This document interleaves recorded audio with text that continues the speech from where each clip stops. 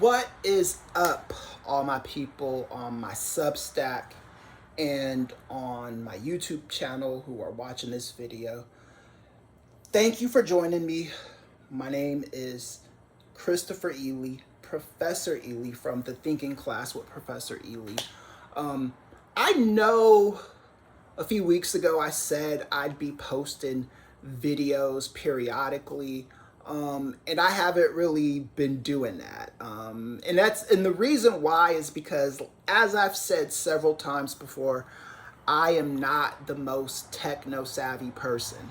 Technology is not my friend. When I was younger, I was better at dealing with it, but as an adult, I just haven't caught up. So please forgive me for the lack of videos, but I am working on getting an editor and making these videos look crisp, and also getting more comfortable with making videos, because I'm not really super comfortable with making videos by myself. Work in progress. But I wanted to talk about John Fetterman, more specifically this article that I wrote on John Fetterman. It was originally published on my Substack sometime last week, and then Susan Demas of Lincoln Square saw it and asked if she could republish it to Lincoln Square. I said, "You have my blessing," and she did. What I did not expect was to be responding to comments all day Sunday. I was up at, I want to say, 9 o'clock a.m. is when I started responding to comments on John Fetterman on that article. And I didn't stop until like a few minutes ago, and it's like 4 p.m. So it was like really weird. I don't know if this is the most I've ever responded to comments, but this is definitely the most I've responded to comments with similar sentiments. And the sentiment was, I feel bad for voting for John Fetterman, or I feel bad that I gave money to John Fetterman's campaign, or I feel bad that I ever liked John Fetterman, or I feel duped believing him, feel duped voting for him, etc., etc., etc. And what I want to say to all of my readers, especially the ones from Pennsylvania that voted for John Fetterman or gave money to John Fetterman, don't feel bad for voting for John Fetterman. You actually did what the moment called for you to do. If you did not vote for John Fetterman, Dr. Mehmet Oz would have been your senator. And imagine this, he would have been way worse. I know that's hard to comprehend, but he would have been. So you did what the moment called for you to do. Don't feel bad about doing that. If anybody should feel bad or any kind of shame, it's John Fetterman, because he lied to the people of Pennsylvania. He put out a persona that was this one thing, and he turned out to be something completely different. A political grifter. He was a guy that was wearing his hoodies, recovered from a stroke, so that gave him more of an everyman feel. Had to get assistance in the debates because to keep up with the pace of the words.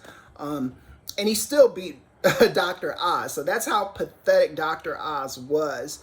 But Fetterman comes from this line of Democratic grifters who just do this kind of thing. Kristen Sinema pulled it. Eric Adams has done this. John Fetterman did this, and that Plattner guy out of Maine, if he gets elected in office, I have a feeling he's going to do the same thing. Of course, if you live in Maine, I'm not telling you to vote for Susan Collins over Plattner. Vote for him if he gets the nomination, but just know it'll be more of the same flavor of Fetterman, Eric Adams, Sinema, and we need to eradicate that from the Democratic Party. you don't need to feel bad for voting for this guy, because you did what the moment called for you to do.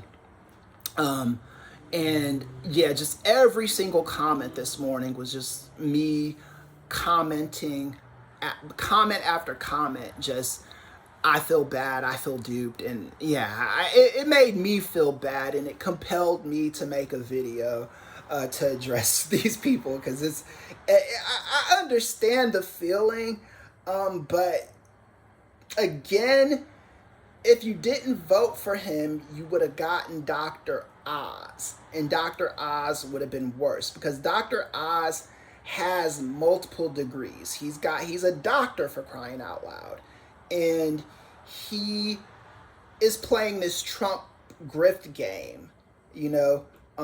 That's what he's doing. And the most shameful kind of people are the people that know better, the people who have advanced degrees and still lie to the public, lean on their education to lie to the public. It's very, very shameful what Dr. Oz does. And Fetterman, better, but not much better. Fetterman went on record a couple weeks ago saying that if Donald Trump managed to broker this peace deal, he'd vote for him to win the Nobel Peace Prize. I mean, that's not what your constituency wants to hear, Fetterman. It was a bad optic, and his time in office has just been laziness. People in Pennsylvania reporting that he's not doing the job, he's not showing up to work on time. People initially in the beginning getting upset because he wasn't wearing suits in in Congress, you know, and that's a problem. I do think that's a problem, because it just shows your lack of care for the job.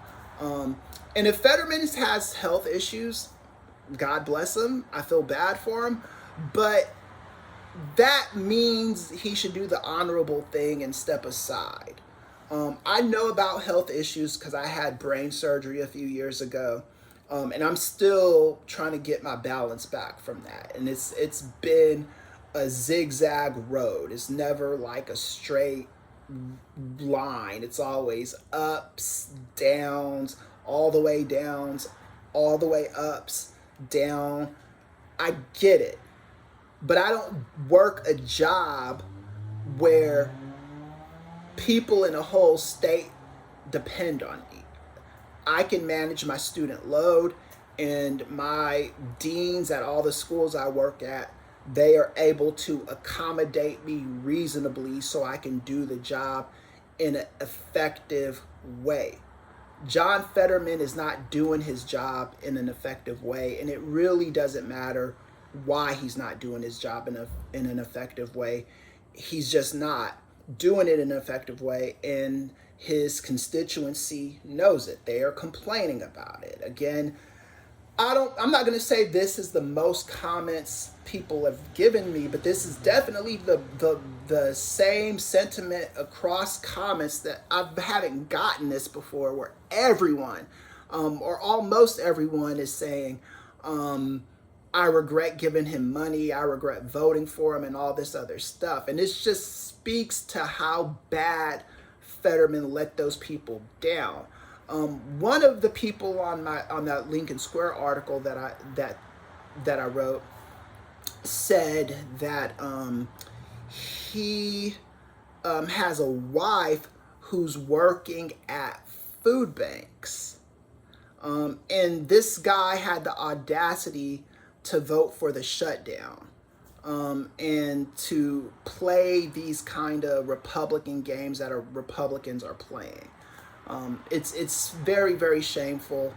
I've got an article coming out in the next few days on Lincoln Square where I'm gonna address these Democratic grifters ad nauseum, where I did some serious research to kind of give you the mindset of how these people work, the logical fallacies they're trafficking in, and just the bullshit games they're playing.